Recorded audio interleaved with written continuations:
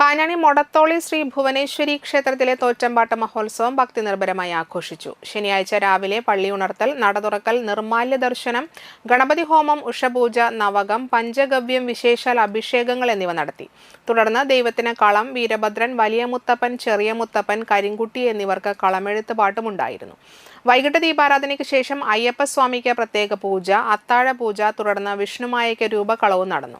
ഞായറാഴ്ച രാവിലെ നടത്തിയ ക്ഷേത്ര ചടങ്ങുകൾക്ക് ശേഷം ദേവിക്ക് കളം, പന്തീരടി പൂജ, വൈകിട്ട് ദീപാരാധന, അത്താഴ പൂജ, തുടർന്ന് സമസ്ത മഠാധിപതികൾക്കും വീതും നടത്തി. രാത്രി ദേവിക്ക് രൂപകളം, തായമ്പക, വടക്കുംവാതുക്കൽ ഗുരുതി, പാടി കുടിയിരുത്തൽ, പ്രസന്ന പൂജ എന്നിവയും നടന്നു.